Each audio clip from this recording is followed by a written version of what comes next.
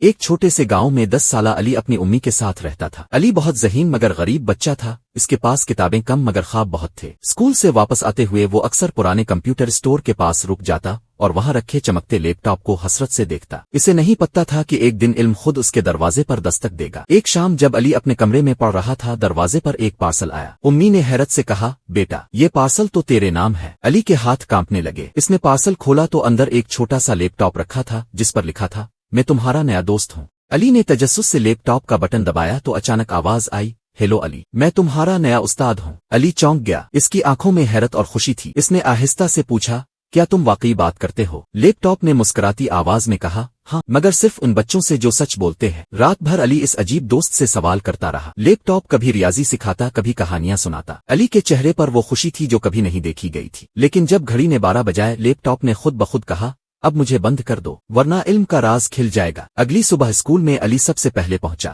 وہ اپنے دوستوں کو لیپ ٹاپ کے بارے میں بتانا چاہتا تھا مگر دل کہہ رہا تھا کہ یہ راز ابھی نہیں کھولنا چاہیے۔ کلاس میں استاد سعد نے پوچھا، علی تم آج بہت خوش لگ رہے ہو، کیا بات ہے؟ علی نے مسکرا کر کہا، بس سر کچھ نیا سیکھ رہا ہوں۔ گھر واپس آ کر علی نے لیپ ٹاپ کھولا تو وہ خود بول اٹھا، آج کا سبق ہے صبر اور سچائی۔ علی نے حیرت سے کہا، کیا علم صرف کتابوں میں ہوتا ہے؟ لیپ ٹاپ نے جواب دیا، نہیں علی، علم ان دلوں میں ہوتا ہے جو سچ بولنے کی ہمت رکھتے ہیں۔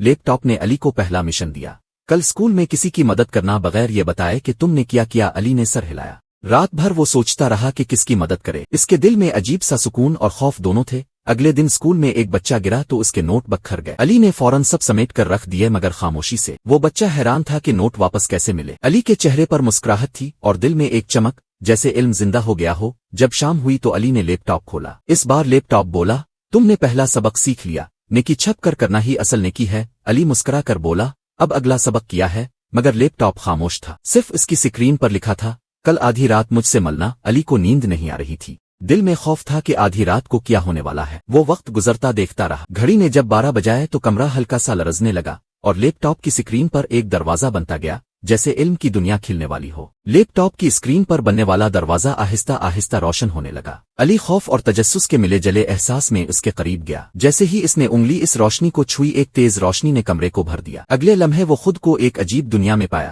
جہاں کتابیں اڑ رہی تھیں، حروف ناچ رہے تھے اور ہر چیز بول رہی تھی۔ ایک روشن تختی زمین سے اوپر الفاٹے اور بولی، علم کی دنیا میں خوش آمدید علی۔ علی نے کانپتی آواز میں پوچھا، کون ہو تم؟ تختی نے مسکرا کر کہا، میں کتابوں کی روح ہوں اور تم علم کے پہلے مسافر ہو۔ علی کے قدم کانپنے لگے لیکن دل میں ہمت بھی جاگ اٹھی۔ تختی نے کہا، اگر تم علم چاہتے ہو تو 3 آزمائشوں سے گزرنا ہوگا۔ پہلی آزمائش ہے سچ بولنے کی۔ علی نے حیرت سے پوچھا، یہ آزمائش کیسے ہوگی؟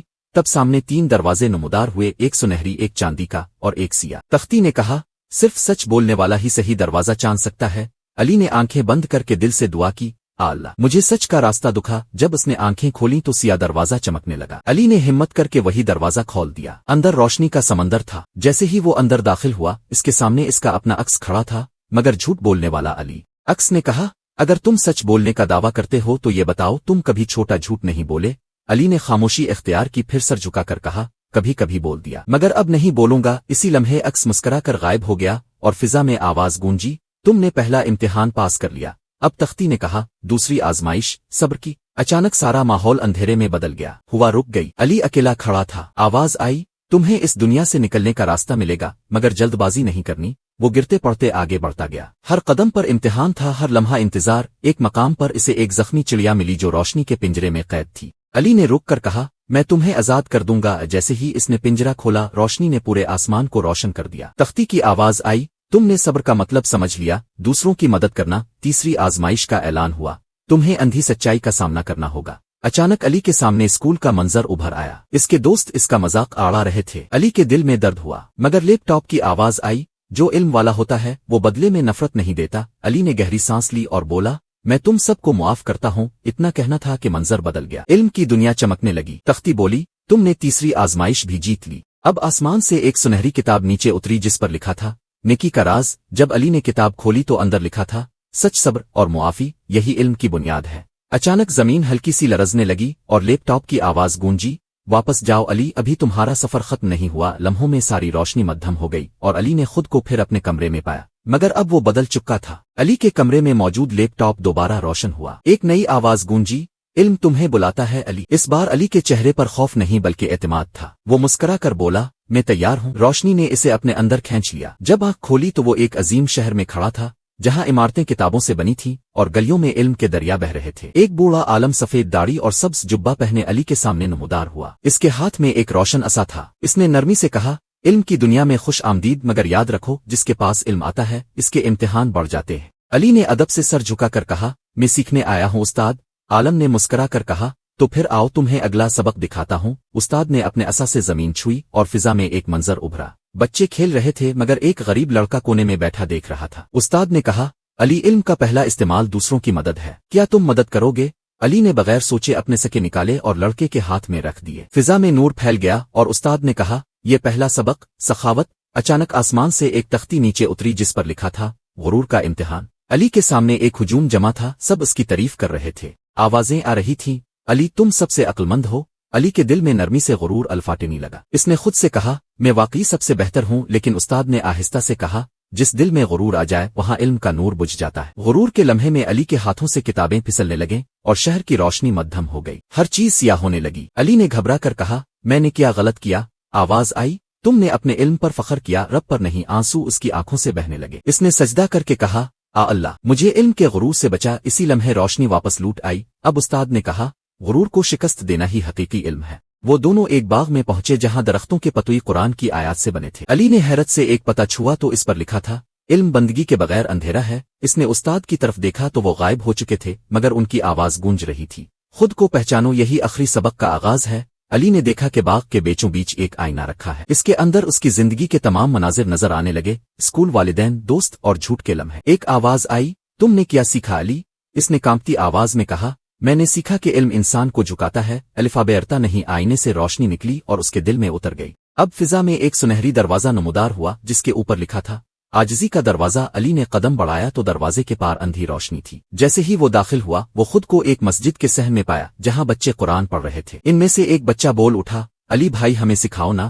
علی مسکرا کر بیٹھ گیا اور بولنے لگا، آؤ سب ساتھ سیکھتے ہیں۔ جب وہ بچوں کو سکھا رہا تھا تو ایک ہلکی سی آواز آئی، یہی علم کا مقصد ہے، روشنی بانٹنا۔ علی نے سر الفاٹ الف تو فضا میں سنہری تختی نمودار ہوئی۔ اس پر لکھا تھا، تم نے عاجزی کا امتحان پاس کر لیا۔ علی کے گرد نور کے حلقے بننے لگے اور وہ دھیرے دھیرے آسمان کی طرف اٹھنے لگا۔ اب علی نے اپنے دل میں محسوس کیا کہ سفر ابھی مکمل نہیں ہوا۔ اس نے آسمان کی طرف دیکھا تو وہاں ایک نیا دروازہ روشن ہو رہا تھا۔ آواز آئی، اگلا مرحلہ علم سے عمل تک۔ علی نے گہری سانس لی، چہرے پر اعتماد لایا اور بولا، میں تیار ہوں۔ اس کے قدم روشنی میں گم ہو گئے اور ایک نئی دنیا اس کے سامنے کھل گئی۔ علی نے خود کو ایک نئی دنیا میں پایا، ایک ایسی دنیا جو روشنی اور اندھیرے کے بیچ معلق تھی۔ آسمان میں سورج اور چاند ایک ساتھ چمک رہے تھے۔ فضا میں آواز گونجی، یہ ہے عمل کی دنیا جہاں علم کے الفاظ حقیقت بن جاتے ہیں۔ علی نے ارد گرد دیکھا تو پہاڑ، دریا اور لوگ علم کے بغیر اندھیروں میں بھٹک رہے تھے۔ اس نے دل میں کہا، اب وقت ہے کہ میں روشنی بانٹوں۔ ایک پہاڑ کی چوٹی پر ایک بزرگ درویش سفید چادر اوڑے کھڑے تھے۔ ان کے ہاتھ میں ایک چراغ تھا جو مسلسل بجھنے سے بچ رہا تھا۔ درویش نے کہا،